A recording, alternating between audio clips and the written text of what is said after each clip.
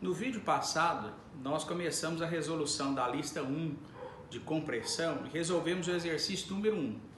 Pedimos para que fizessem os exercícios 2, 3 e aqueles que pudessem tentassem fazer o exercício número 4. Hoje daremos prosseguimento resolvendo os exercícios 2, 3 e 4. Neste vídeo resolveremos o exercício 2. O enunciado do exercício é esse. Determine a resistência à compressão de um pilar W 200 por 46,1 de 7 metros de comprimento. E ele é engastado nas duas extremidades. O aço é o A36. Então eu vim aqui e coloquei esses dados. O aço é o A36, portanto o FY é 25 kN por centímetro quadrado. Para adiantar, facilitar o nosso vídeo, eu já copiei aqui os dados principais que eu preciso geométricos. Fui lá no catálogo da Gerdau e tirei o raio de giração em X desse perfil é 8,81 e o raio de giração em Y 5,12. A área é de 58,6 e o tamanho deste pilar 7 metros ou 700 centímetros. Portanto, nós vamos agora resolver esse exercício. Então vamos lá. A primeira coisa que faremos é determinar o índice de esbeltez do pilar.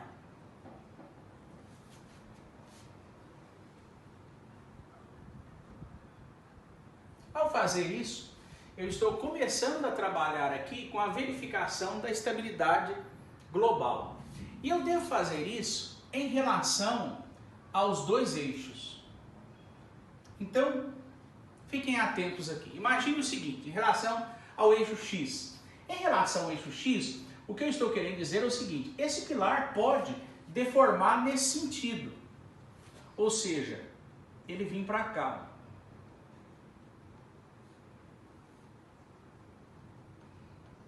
Se ele tentar fazer isso, ele faz em torno de X. Então, o meu lambda de X será o meu K em relação a X, o L de X e o raio de giração em X.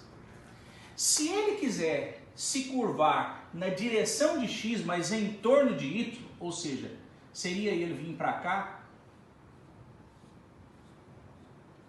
então o pilar faria isso.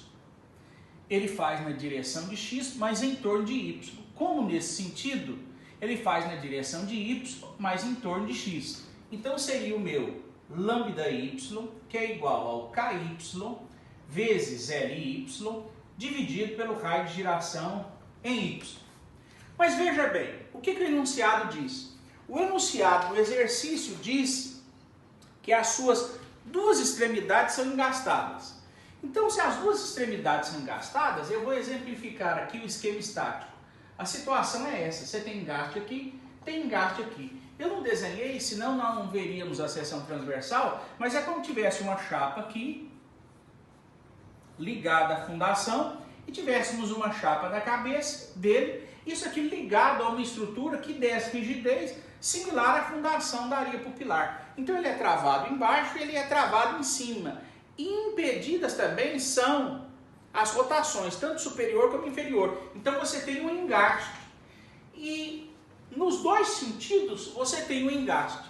Em exercícios outros, posteriores, nós veremos a possibilidade de eu ter o Kx diferente do Ky. Mas você há de convir comigo que nessa situação, tanto para x como para y, a situação é igual.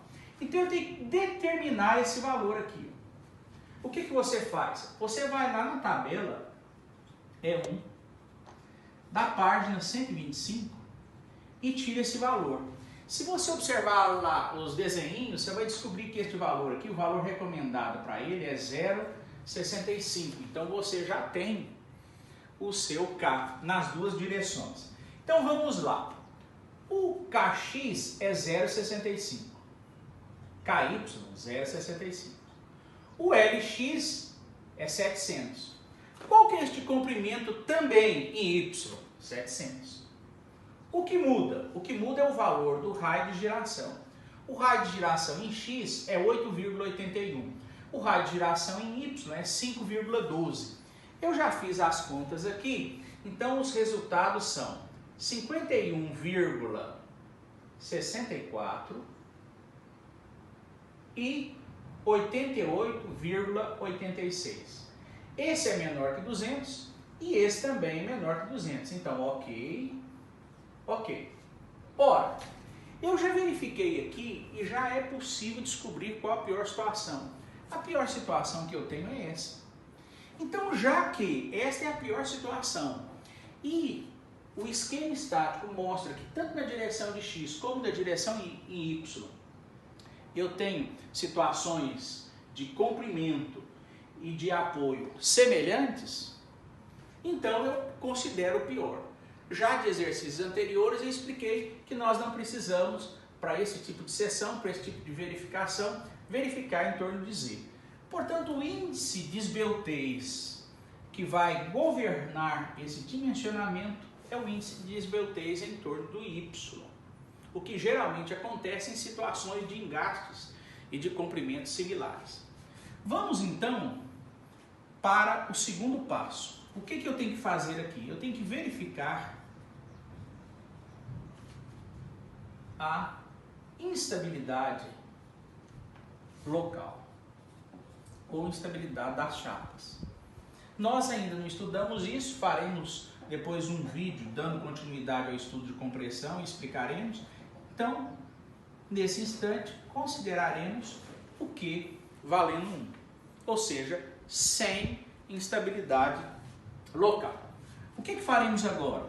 Vamos determinar o fator de redução. Fator de redução para instabilidade global. Qual que é esse fator de redução? O fator de redução é o x. E como que eu o determino? Dos vídeos anteriores, você sabe que lambda ele é KL sobre raio de giração e você tem aqui essa equação.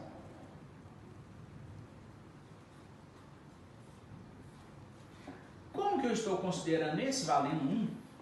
Para esse aço A36, quando eu resolvo isso aqui, eu descubro que isso tem o seguinte valor, aproximando, arredondando aqui, KL sobre raio de giração. Então o que eu farei agora? Para esse aço, eu tenho essa situação, o meu Q vale 1, então o meu lambda zero será 0,0113, eu vou pegar o pior.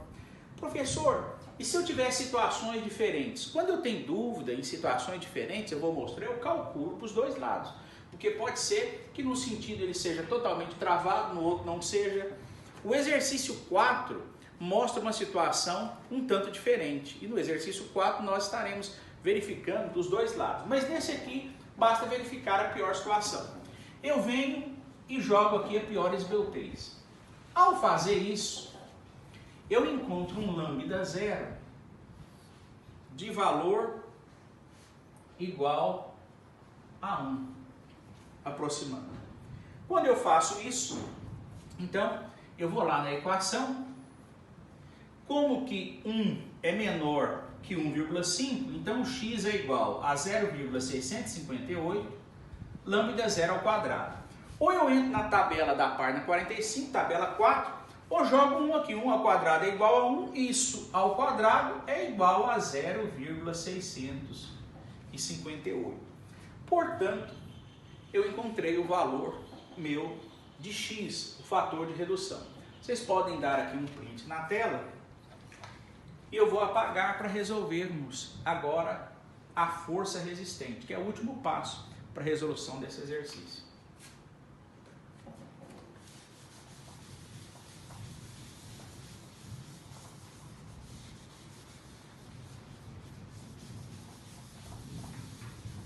Esses exercícios ficarão mais interessantes quando estivermos analisando conjuntamente a estabilidade global, a estabilidade local. Por enquanto nós estamos considerando essa estabilidade local como 0, ou como 1, me desculpe, ou seja, estamos desprezando a sua influência.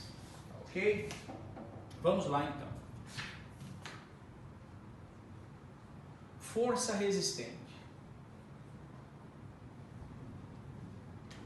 resistente de compressão. Então eu tenho o MD é igual a X, que multiplica Q, AG, FY, gama A1. O X que nós encontramos foi 0,658. Esse aqui, por enquanto, não está interferindo, estou colocando 1. O AG é sempre a área da seção transversal tabelada, está no catálogo. O FY é 25 e o gama A1 é 1,10. Resolvendo isto, encontraremos uma força resistente no valor de 876,33 kN. Este é o valor encontrado. Portanto, nós determinamos a resistência da barra, aqui, que é no caso do exercício 2, é um pilar de 7 metros.